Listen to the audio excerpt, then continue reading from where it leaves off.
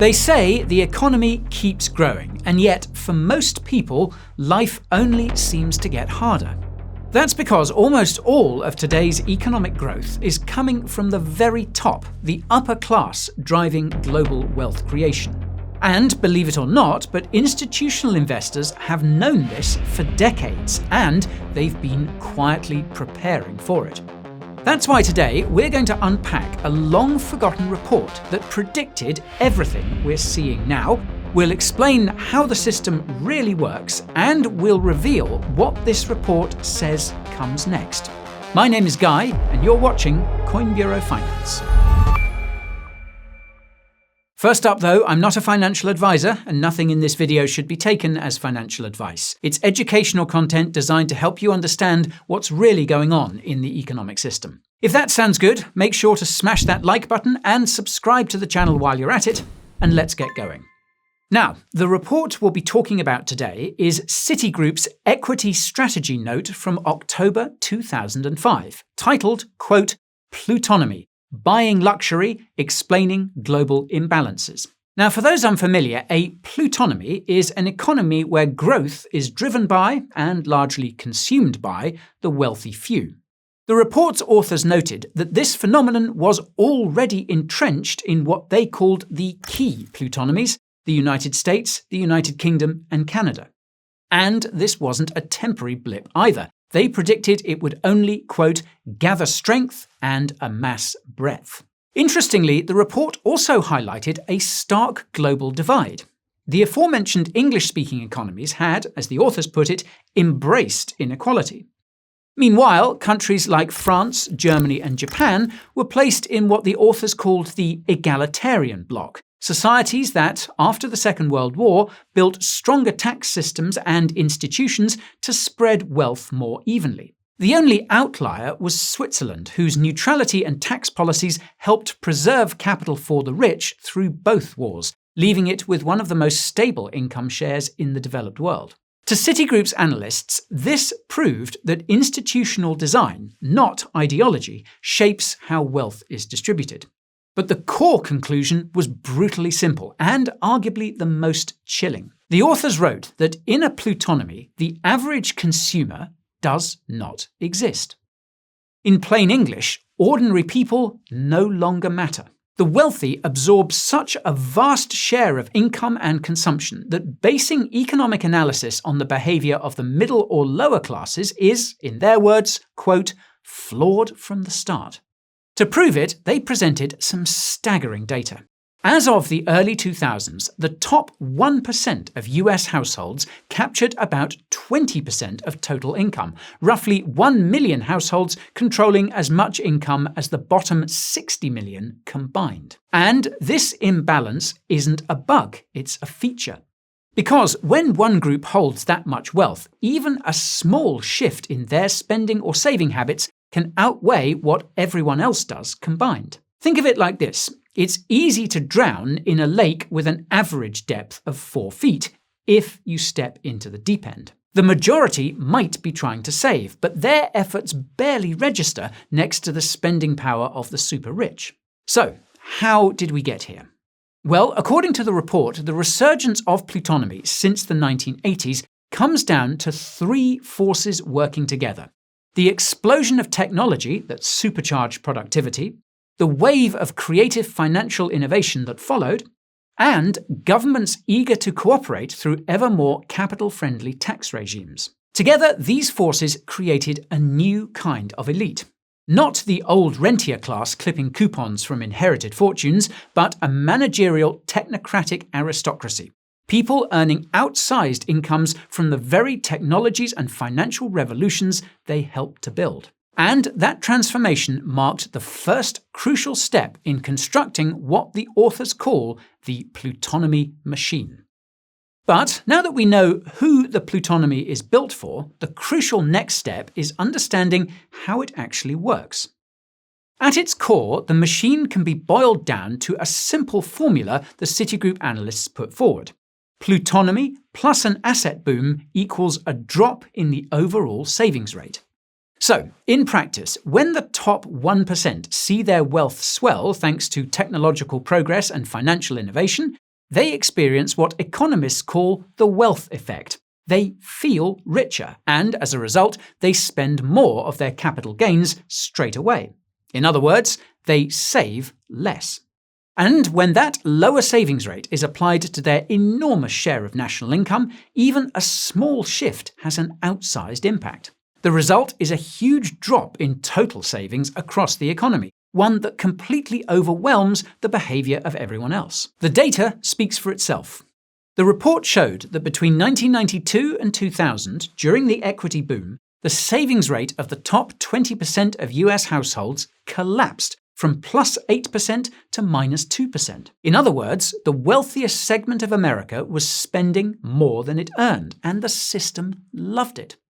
This completely debunks the mainstream narrative that America's low savings rate and current account deficits are caused by the so-called crazy consumer. Citigroup's analysts, writing from inside the machine, dismissed that idea as irrelevant 20 years ago. They argue that these so-called global imbalances weren't signs of impending collapse, but rather a structural feature of the Plutonomy itself, the natural outcome of extreme inequality. So, the financial elite weren't worried because the system was working exactly as intended, funneling ever more capital to the top.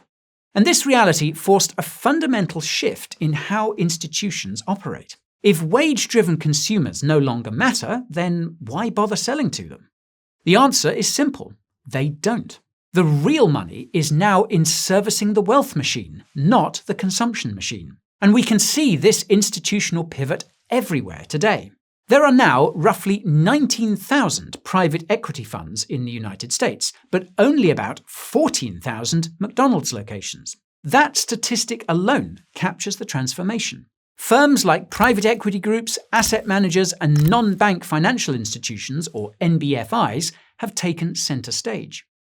They've realized there's far more profit in managing the assets of a few thousand ultra-wealthy clients than in servicing millions of ordinary consumers. The same pattern shows up in company valuations. The luxury car maker Ferrari is worth roughly twice as much as Honda. Even Walmart, once the archetype of middle-class retail, is pivoting upmarket to target higher-income shoppers. So all of this proves that capital has adapted. It's given up on the struggling majority and now revolves entirely around the spending and investing of the wealthy minority, who of course are only getting richer. Simply put, the average person's consumption is now just a rounding error in the global economy. But if you'd like to round your trading fees closer to zero, then make sure to check out the Coin Bureau deals page. Here you'll find exclusive sign-up bonuses up to $100,000, plus trading fee discounts of up to 50% and cashback offers as high as 75% on some of the top cryptocurrency exchanges. Just hit the link in the description or scan the QR code on your screen. And once you're there, browse all the partner offers and click Sign Up Now to claim your deal. These offers won't last forever though, so grab them while you can. Moving on, let's look at the reality of today, because it's clear that the predictions made by Citigroup's analysts 2 decades ago aren't predictions anymore. They've become reality. Back then, the blueprint pointed to disruptive technology as one of the key accelerators of inequality. And today, that driver has been supercharged by artificial intelligence and a handful of monopolistic tech giants. Companies like Google, Amazon, and Nvidia are now carrying the rest of the US stock market, and in the first half of 2025, spending on AI contributed as much to US GDP growth as consumer spending itself, which, when you think about it, is pretty wild. But here's where the story turns. This new wave of technology has created what economists call the monopoly moat. These big firms thrive on enormous economies of scale and what's known as network externalities, the idea that every additional user makes the product more valuable. That dynamic makes it nearly impossible for competitors to break in, allowing the dominant firms to operate almost like modern-day digital landlords, extracting rent simply because they control the marketplace. And this concentration of power fuels what economists call a K-shaped economy, where rising asset prices make owners ever richer, while ordinary workers stagnate or fall behind. And it does so through two tightly connected forces. The first is low wages. Technology has made work more productive, but also more replaceable. Whether you're a junior analyst or a bank manager, standardized software has turned skills into commodities. And with AI now automating white-collar jobs, workers are losing what little bargaining power they had left. The numbers make this crystal clear. Over the last 40 years, personal productivity has almost doubled, yet inflation-adjusted median wages have risen by only around 20%. The gains haven't been shared. They've been captured by what the Citigroup analysts once called the managerial aristocracy, whose CEOs now earn roughly 200 times more than the average employee. Now, the second force is soaring asset prices. When most people's wages are stagnant, companies see little reason to invest in real production. So instead, the capital owned by the rich, which they can't possibly spend, ends up chasing existing assets like stocks, luxury property, and luxury goods. This is why the economy has become dependent on asset inflation. The wealthy are spending their capital gains, not their incomes, and if those portfolios ever falter, the entire consumption engine, which relies on the top 10% for half of all spending, will seize up. All while the working majority, those without property or stock portfolios, pay the rich through rent, debt interest, and monopoly fees. The wealthy then recycle that money into more assets, driving prices ever higher. The result is a self-perpetuating spiral, one where inequality doesn't stabilize, it accelerates. The essentials of life, housing, education, healthcare, drift further out of reach, and with them the possibility of upward mobility. The middle class, once the cornerstone of capitalism, is being quietly erased. And the dream, the idea that hard work could still change your life, is fading into history. But is all of this actually sustainable? Well, even the Citigroup analysts suspected the answer was no. In their own words, the Plutonomy is elastic. The concentration of wealth and spending in the hands of the few probably has its limits, and at some point, that elastic will snap back. The report identified three major threats, or levers, that could end the Plutonomy. The first and most potent was what they called the labour backlash. The majority may not have economic power in this system, but they still hold equal voting power. And as their living standards decline, that political power becomes the last lever they can pull. This backlash, the Citigroup analysts warned, would appear in two extremes: the far left pushing for protectionism to defend domestic jobs, and the far right pushing for anti-immigration policies to limit cheap labour. And if you look around today, that's exactly what we're seeing, a world more polarised than ever. At the heart of this debate lies what the report described as the death of the dream. Historically, Plutonomy was tolerated because people believed they had a shot at joining it.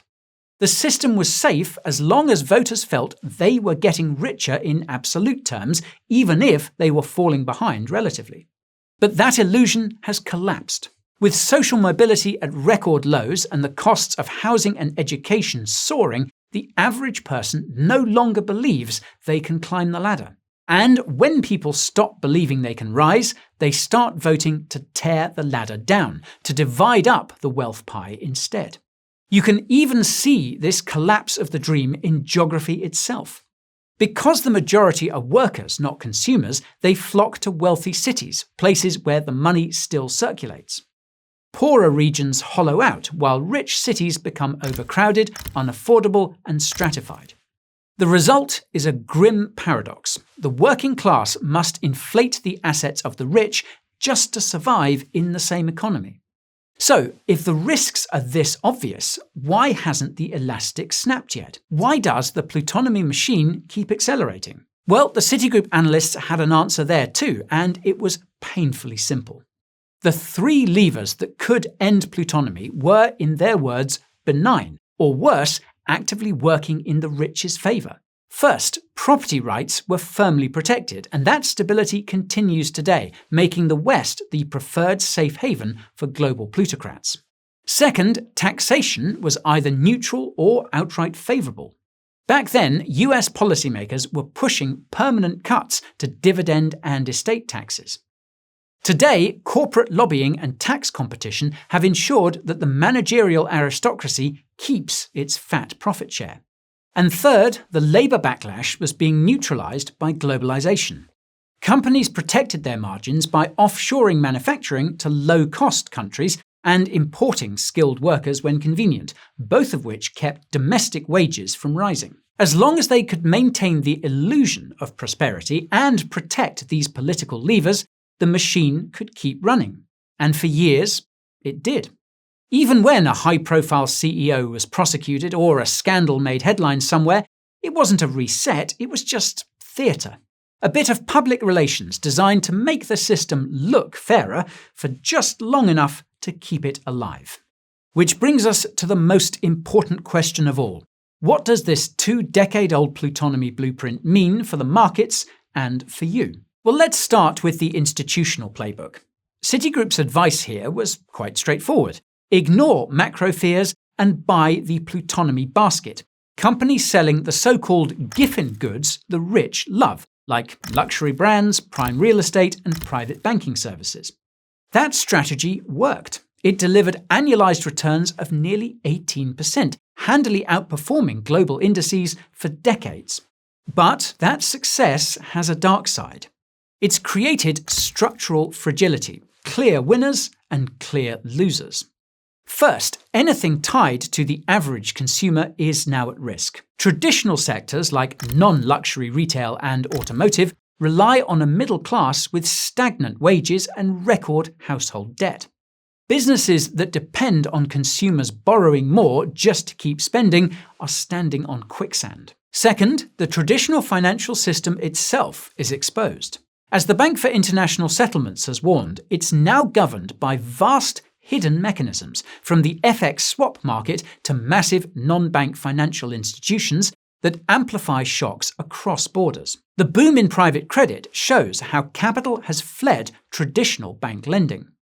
Profit margins in banks and insurers are being squeezed by these structural shifts. So, the entire system now rests on one fragile foundation: the rich feeling wealthy. Their portfolios fuel consumption, but if those portfolios crumble, the entire engine stalls. To use a technical term, the entire economy would get absolutely wrecked. And yet, here's the paradox. The Plutonomy machine is structurally unstable, but functionally uncollapsible, at least by traditional means. Why? Because the elite have engineered a feedback loop. Political influence and fiscal spending will always rush in to bail out the asset markets, keeping the K-shaped cycle alive. That's why markets held up even when interest rates hit multi-decade highs. Massive government deficits simply offset the pain. So, if the system is unstable, yet constantly bailed out, how should you position yourself? The answer? Step outside the Plutonomy's control. Start with hard assets. Gold, silver, and select real estate have historically performed well during periods of persistent government deficits. Even central banks are now loading up on gold, signaling they expect ongoing currency debasement. Hard assets offer the kind of protection the Plutonomy machine can't easily confiscate or devalue. Then there's crypto. Its rise is the direct, if unintended, consequence of the Plutonomy blueprint. Citigroup predicted growth driven by technology and financial innovation. They just didn't imagine that those same tools would empower ordinary people to build an alternative financial system. Truly decentralized cryptocurrencies like Bitcoin and Ethereum sit entirely outside government control and could provide an escape hatch from the self-reinforcing inequality that the Citigroup report documented. And while the push for CBDCs and other dystopian technologies is likely to go nowhere anytime soon, the irony is that the harder they push CBDCs and regulations, the more attractive decentralized crypto becomes to anyone seeking financial freedom and privacy. But in the end, the Citigroup report wasn't a conspiracy theory. It was simply an investment strategy built on data, one that bet on a world defined by extreme inequality. Your goal, however, is different: to invest in a world defined by choice. Diversify with hard assets. Stay agile with active portfolio management. Because as more people start to see what's really happening behind the scenes, they'll begin looking for alternatives. And while the Plutonomy machine may have operated under the radar until now, once voters begin demanding real change, well, let's just hope we come out the other side with a healthier financial system that benefits everyone, because the alternatives probably don't bear thinking about. And if you want to learn more about the crisis in private credit and how it might trigger the next financial crisis, check out this video right here. That's it from me for today though, so thank you all for watching. Don't forget to subscribe and I'll see you again very soon. This is Guy, signing off.